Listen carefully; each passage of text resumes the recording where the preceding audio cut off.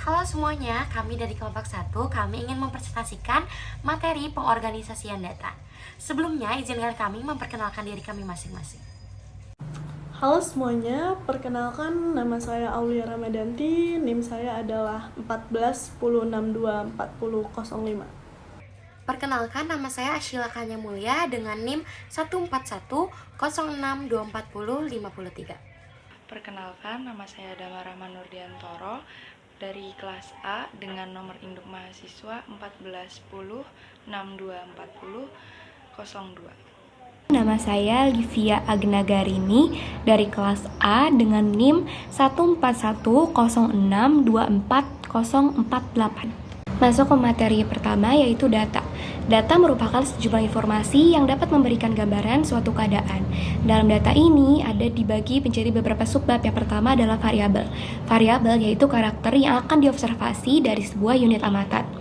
Pada dasarnya, variabel itu dibagi beberapa macam. Yang pertama adalah berdasarkan nilainya, ada variabel kontinu dan juga variabel diskret. Berdasarkan cara pengamatannya, itu ada pengamatan utama dan juga ada pengamatan selintas. Dan macam-macam variabel itu ada variabel independen, dependen, moderator, intervening, dan juga kontrol. Yang kedua ada metode pengumpulan data yang berisi dari metode pengumpulan primer dan juga sekunder. Yang ketiga adalah jenis data, yaitu kualitatif, kuantitatif, internal, eksternal, time series, dan juga cross section.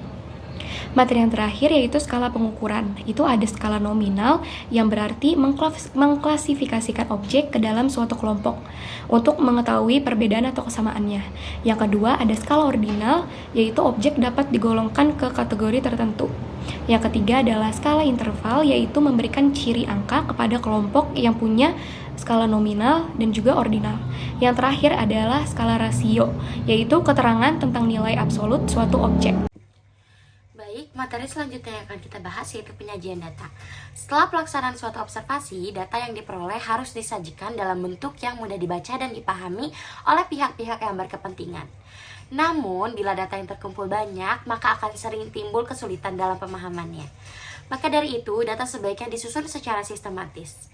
Pada umumnya, penyajian data itu menggunakan tabel atau grafik. Tabel merupakan kumpulan angka yang disusun menurut kategori tertentu sehingga memudahkan pembahasannya dan analisisnya.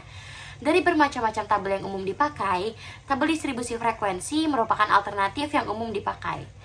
Tabel distribusi frekuensi adalah susunan data dalam suatu tabel yang telah diklasifikasikan menurut kelas-kelas atau kategori tertentu. Sedangkan grafik merupakan gambar-gambar yang menunjukkan data secara visual, didasarkan atas nilai-nilai pengamatan aslinya ataupun dari tabel-tabel yang telah dibuat sebelumnya. Grafik yang biasa dipakai adalah yang pertama ada histogram. Histogram adalah grafik dari distribusi frekuensi suatu variabel. Yang kedua ada poligon. Poligon adalah grafik dari distribusi frekuensi tergolong suatu variabel. Yang ketiga ada OGIF. OGIF adalah gambar dari distribusi frekuensi kumulatif suatu variabel. Yang keempat ada diagram batang daun. Diagram batang daun adalah salah satu bentuk visualisasi data sederhana yang memetakan setiap observasi data mentah ke dalam dua bagian plot, yaitu bagian batang dan daun. Yang kelima ada diagram kotak garis. Diagram kotak garis atau box plot adalah metode grafis untuk menggambarkan kumpulan data numerik berdasarkan nilai kuartilnya. Yang keenam ada grafik lingkaran atau P-chart. Grafik lingkaran terdapat beberapa irisan berisi variabel numerik dan variabel kategori yang mempresentasikan suatu data tertentu. Baik, materi selanjutnya yaitu 2.3 ukuran pemusatan. Di dalam ukuran pemusatan itu sendiri ada yang namanya rata-rata hitung atau arithmetic mean. Rata-rata hitung merupakan ukuran nilai pusat yang paling dikenal dan paling banyak digunakan. Rata-rata atau arithmetic mean itu dibagi menjadi dua. Yang pertama itu ada rata-rata hitung populasi dan yang kedua itu rata-rata hitung sampel. Rumus dari rata-rata hitung populasi adalah mu sama dengan n sigma xi, i sama dengan 1 per n, di mana n adalah number of items in the population. Sedangkan rumus dari rata-rata hitung sampel adalah x bar sama dengan n sigma xi, i sama dengan 1 per n, di mana n adalah number of items in the sample. Yang kedua ada median. Median adalah nilai tengah dari nilai-nilai pengamatan yang disusun secara teratur menurut besarnya data. Untuk data yang telah dikelompokkan, pertama kali ditentukan letak median pada suatu kelas, yaitu n plus 1 per 2.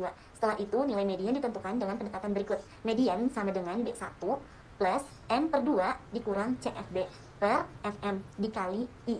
Yang ketiga, ada modus. Modus adalah nilai yang mempunyai frekuensi terbesar dalam suatu kumpulan data. Rumus dari modus adalah modus sama dengan D1 ditambah D1 per D1 ditambah D2 dikali I. Yang keempat, itu ada rata-rata ukur atau geometric mean. Rata-rata ukur biasanya digunakan untuk mengukur tingkat perubahan atau rata-rata rasio. Untuk rumus rata-rata ukur ini adalah G sama dengan N akar X1 dikali X2 dikali X3 sampai seterusnya Xn. Dengan G adalah rata-rata ukur, XI atau X1, X2, X3 itu nilai rasio, dan N adalah banyaknya rasio yang dikalikan. Dan yang terakhir itu ada rata-rata tertimbang. Rata-rata tertimbang itu hampir sama dengan rata-rata hitung. Yang membedakan adalah rata-rata tertimbang digunakan bila setiap data tidak sama pentingnya atau tidak sama kuantitasnya.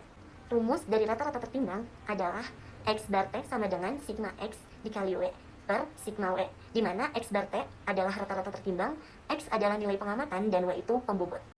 Materi selanjutnya yaitu ukuran variasi.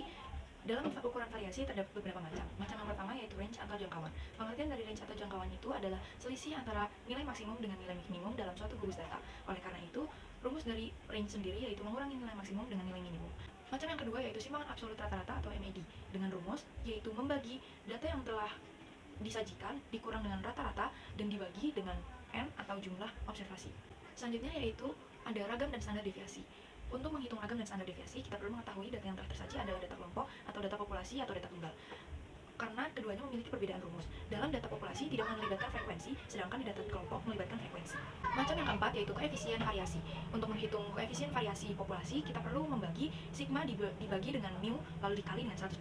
Untuk sampel, kita perlu membagi standar deviasi dibagi dengan rata-rata dan dikali dengan 100%. Macam yang kelima yaitu kuartil. Untuk mencari kuartil, kita perlu mengetahui batas bawah nyata kelas yang mengandung QK. Yang dimaksud di sini adalah koefisien. Untuk mencari kuartil, kita bisa mencari 3 kuartil. Yang pertama yaitu kuartil 1, kuartil 2 atau median, dan kuartil 3. Jadi koefisien yang dimaksud di sini adalah 1, 2, atau 3. Macam yang keenam dan yang terakhir yaitu persentil. Untuk mencari persentil, kurang lebih caranya sama dengan kuartil. Materi selanjutnya akan kita bahas yaitu aplikasi praktis ukuran pemusatan dan ukuran variasi. Poin pertama yaitu bentuk distribusi data. Di bawah ini ada bentuk distribusi data yang simetris dan juga ada bentuk distribusi data yang tidak simetris. Materi selanjutnya adalah penggunaan koefisien Pearson. Jadi, tingkat kemencengan suatu distribusi dapat diketahui melalui koefisien Pearson dengan formula berikut, yaitu 3 dikali rata-rata dikurangi dengan median dibagi dengan standar deviasi. Nah, selanjutnya ada dalil Chebyshev. Jadi, dalil Chebyshev ini memberikan perkiraan proporsi data yang terletak di sekitar K dikali simpangan baku dari nilai tengah secara hati-hati. Jadi, sekurang-kurangnya 1 minus 1 per K kuadrat bagian data akan terletak dalam K kali simpangan baku dari nilai tengahnya. Yang keempat, itu ada kaidah empiris. Menurut dalil Chebyshev menyatakan batas-batas nilai pengamatan bagi data yang berdistribusi sebarang. Bagi data yang distribusinya mengikuti distribusi normal, berlaku kaidah empiris sebagai berikut.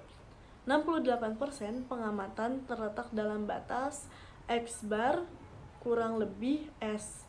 95% pengamatan terletak dalam batas X bar kurang lebih 2S. 99,7% pengamatan terletak dalam batas X bar kurang lebih 3S. Yang terakhir ada skor baru atau Z.